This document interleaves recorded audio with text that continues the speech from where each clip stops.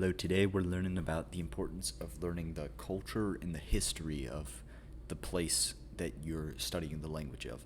Now, since we're studying Mandarin here, I figured I'd use China as an example. China is has a huge history, and it's a real shame if you want to learn the language and you know nothing about the history. So I just recommend going to the Wikipedia page and just scroll through it and look for things that stick out to you, because really the amount of history in this country is insane because it's been around for so long. There's so many different dynasties to learn about, but it all shapes the values. Like we see here, like very iconic, the Terracotta Army of Qin Shi Huang. Like that's a very important area. We have all these different sectors because China's a huge country, and we have a ton of art. There's a lot of art that comes through there. No, that you could scroll through this for easily an hour or two. Now, I'm just gonna scroll through it lightly, but very important to learn about the history because it just helps you get a better understanding of the language and of where people are coming from, because language evolves over time, and the reason we use certain words that we use, even in English, it comes from a source of necessity. Like even the word here, we see the word gunpowder. Words like that come from their function. It's more etymological than like language learning based, but gunpowder, it's literally just you take it, the use of it. It's the powder that goes in the gun. That's that's how we get some of those words, and some of these words come from different places that we borrow them from, or that we find uses for them from. Like we don't have our own word for a lot of foods. We don't have our own word for crepe because we know what a crepe is, even though it's a French food. Now in China, almost everything is their own design and their own thing. So you need to learn the history well, because we can get away with not knowing the origin of some words because they're so ingrained in our society. In China, you're not going to have outside help from, well, I know English, so it's a lot easier to learn this language because half the words are the same. No, barely any cognates in this language that compared to English and compared to Romance languages like Spanish and Italian. So, learn the history. Next, the philosophy. I'm going to link some of these Einzelganger videos in the description below. This guy makes great and really entertaining videos about the philosophy of many different regions, but he focuses a lot on Eastern philosophy in his storytelling.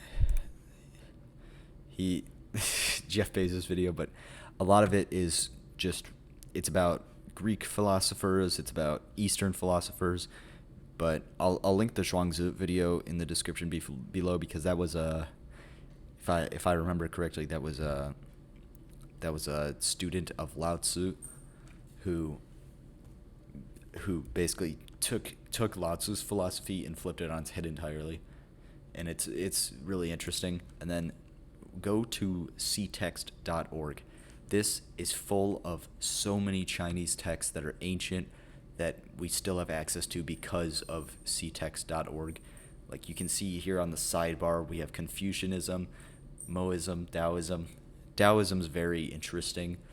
It's as much of a philosophy as it is a religion, but that's because of Lao Tzu. He invented the Tao, and the Tao is eternal. It's a crazy interesting thing. Etymology over here, ancient classics, all very useful things. Bookmark this website because you will need it. If you want to learn about the history of China, bookmark this website. I'm telling you right now, it will help you so much. The next thing, just know the country. Know the landscape of the country. So we have all the names of the prefectures, because if somebody's talking about the Dalai Lama on a Tibetan mountain, and you know Tibet's somewhere in China, that doesn't really help you. This place is huge. Heilongjiang and Hainan, very different places, clearly. With a range this long, the weather's completely different. What they value is completely different. It's all of these prefectures, they all specialize in a different type of production of something. That's why you might see a reel or something about how if you want to open a shoe business, look for companies in Zhuangzi. I'm not sure if that's correct, by the way. I'd double check this. Don't just listen to me blindly. Or the food from Sichuan is spicy. That one's true. Or Taiwan. Taiwan's a very controversial territory in the history of China and of learning China, but you need to look into that. Why is it controversial? What happened with Taiwan? You got to look at down here, Hong Kong and Macau. Is Macau spelled incorrectly on this map? That might just be something different. I might just be dumb, but those two places, they're territories independent of China, along with Singapore as well. Independent territories which speak a form of Mandarin or a different dialect, like Guangdong down here near Hong Kong. Guangdong is its own language, it's its own dialect of Chinese. Same characters, different pronunciations for all of them. And then another thing to learn, the food. Look, it's a famous quote that the way to a man's stomach is through, or a way to a man's heart is through his stomach. And it will keep you infatuated in the language to know about the food, because if you love the food, you'll love the language, because you'll want to speak it so that you get more of that food. It's just an excuse to get the food. Now, me personally, I'm not a big like roasted duck or vegetable guy. I prefer the very basic vegetables like corn, peas, and carrots, but I still appreciate these dishes, and I am a fan of the dumplings like shengjian bao, which is pork, cabbage, and the bao. Looks delicious. I haven't had a chance to get it from. There's a Taiwanese night market that I really want to go to. It's in Taipei, which is the capital. Important to know that. Know your capitals, know important cities. I really want to try it. It looks so good. They sell it at these. They have in Taiwan. They have night markets. I'll make a whole video about this because night markets are fucking awesome, and it's just a bunch of these food stands which have been passed down generationally. These recipes are delicious. All of, like half of the places there are these little pop-up restaurants, and they all have Michelin stars. It's insane how good the food is there. But you need to know how the food works, because the food is as intertwined with the language as any other aspect of Chinese culture. What people eat, it's like it says here, holidays, weddings, graduations. This is about the Chinese banquet dinner. That's just food in general. Holidays, that's when you have food. You meet up with your family and you have food. What games do they play?